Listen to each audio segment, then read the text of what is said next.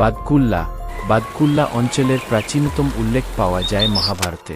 কিংবদন্তি অনুসারে বদ্রিকাশ্রম এই অঞ্চলে অবস্থিত ছিল। মধ্যযুগে বাদকুল্লা সাতভেদিয়া নামে পরিচিত ছিল এবং নবদ্বীপ এর অন্তর্গত ছিল। বাদকুল্লার প্রবীণ নাগরিকদের মতে পূর্বে বাদকুল্লা কৃষ্ণগড়ের রাজা কৃষ্ণচন্দ্র রায়ের অধীনে ছিল। বাদকুল্লা লোকদের খুশির কারণ ছিল রাজা কৃষ্ণচন্দ্রের কর থেকে তাদের মুক্তি।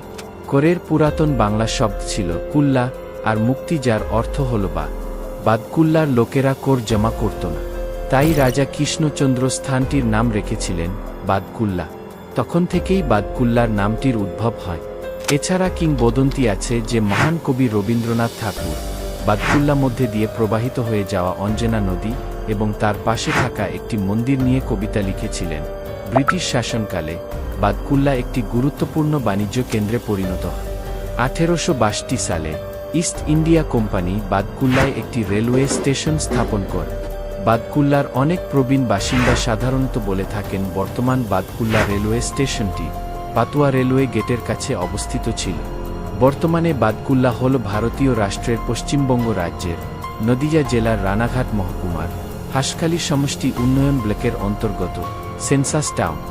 এখানে 6টি উচ্চ মাধ্যমিক বিদ্যালয় এবং 20টি প্রাথমিক বিদ্যালয় রয়েছে। বাদকুল্লা শহরটি নদিয়া জেলার ছোট আকারের তাঁত শিল্প এবং